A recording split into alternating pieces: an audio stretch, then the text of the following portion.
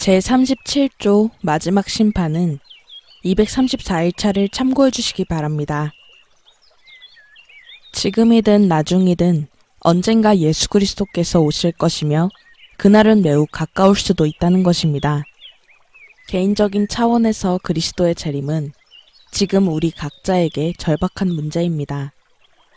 이 글을 읽는 대부분의 사람들 중 아주 어린아이들을 제외하고는 앞으로 80년 후에 살아있는 사람이 거의 없을 것입니다. 예수님께서 다시 오실 때 그날은 심판의 날이 될 것입니다. 이것이 벨직 신앙고백서의 마지막 조항의 주제입니다. 종말에 대한 성경적 가르침을 이렇게 절도 있게 요약해주는 신앙고백서가 우리에게 있다는 것이 얼마나 복된 일인지요. 본 조항의 내용은 매우 평이하지만 그 안에서는 영광과 아름다움이 동시에 빛나고 있습니다. 앞으로 살펴볼 내용처럼 심판의 날은 영광과 공포와 기쁨의 날입니다. 심판의 날은 영광의 날입니다. 37조는 마지막으로 우리는 하나님의 말씀에 따라 라는 문구로 시작됩니다. 드디어 우리는 벨직 신앙고백서의 마지막 조항에 이르렀습니다. 우리는 벨직 신앙고백서를 강의하면서 매번 우리는 믿는다, 우리는 고백한다라는 말을 접한 후에 우리가 믿고 고백하는 바에 대해 상세히 설명했습니다. 벨직 신앙고백서를 공부하는 내내 우리는 가르침과 도전과 경책과 책망과 위로를 받았습니다. 우리는 믿고 우리는 고백한다 라고 말할 때마다 스스로의 삶을 이 신앙고백서와 비교하면서 너무나 많은 점에서 부족한 점들을 깨닫게 되었습니다. 벨직 신앙고백서의 마지막 조항은 당연히도 만물의 마지막을 가리켜 보여주고 있습니다. 주 예수님께서는 육신을 입고 이 땅에 처음 오셨습니다. 때가 찾아 예수님께서는 모든 겸손 가운데 연약해진 인성을 입고 처음 오셨습니다. 예수님께서는 한 마구간 안에 있던 구유에 누이셨으며 예수님의 탄생은 선택된 몇몇 사람에게만 알려졌습니다. 그러나 예수님께서 다시 오실 때는 모든 눈이 그분을 볼 것이며 모든 무릎이 그분 앞에 꿇을 것입니다.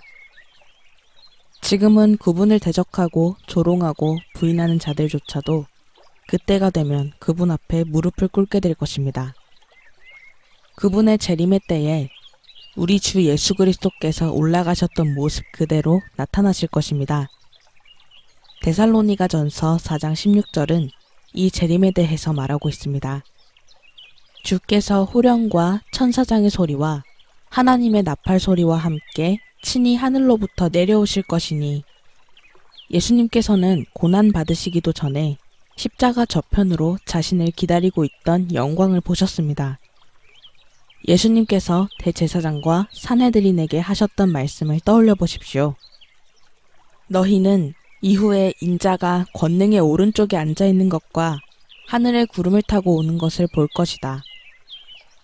빌립보 교회의 성도들에게 바울 사도는 하늘에 있는 것이나 땅에 있는 것이나 땅 아래 있는 것들의 모든 무릎을 예수님의 이름 앞에 꿇게 하시고 라고 썼습니다. 그리스도의 이름이 마지막 날에 모든 이들에게 선포될 때 모든 무릎이 꿇게 될 것입니다. 성경은 이 지고한 주제에 대해 말할 때마다 항상 그 영광에 대해 말합니다. 위험 가운데 계신 왕의 영광을 말입니다. 마지막 날에 주님께서 내려오실 것이고 외치실 것이고 천사장의 음성이 울릴 것이고 하나님의 나팔 소리가 울려 퍼질 것입니다.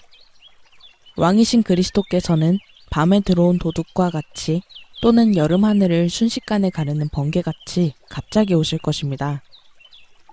세상에게는 뜻밖의 일이겠지만 하나님의 백성들에게는 소망이 성취되는 사건일 것입니다. 하나님의 사람들도 깜짝 놀라겠지만 그리스도께서 다시 오실 때 그것은 사랑하는 사람이 기대했던 시간보다 일찍 도착한 것과 같은 영광스럽고 즐거운 놀라운 일이 될 것입니다. 몇 날 몇 시인지는 알 수 없으나 그 날은 올 것입니다. 그리스도 예수께서는 오실 것이며 모든 사람들이 그분을 볼 것입니다. 이 영광스러운 마지막 날은 또한 부활의 날이 될 것입니다. 우리는 죽은 자들에게 육체의 부활이 있을 것이라고 믿습니다. 이 영광스러운 사건과 연결된 모든 신학적 이론을 지금 다루지는 않을 것이지만 그리스도께서 마지막 심판 전에 문자 그대로 내려오셔서 이 땅에 1000년 동안 계실 것이라는 가르침은 틀렸습니다. 부활 교리의 영광과 위엄과 위로를 가릴까 하여 다른 오류들에 대해서는 여기서 다루지 않겠습니다. 지금 우리가 오직 집중해야 할 점은 그리스도의 마지막 심판 후에 의인과 악인의 부활이 있다는 사실입니다. 이어서 살펴보겠지만 악인들에게는 그날이 공포의 날이 될 것입니다.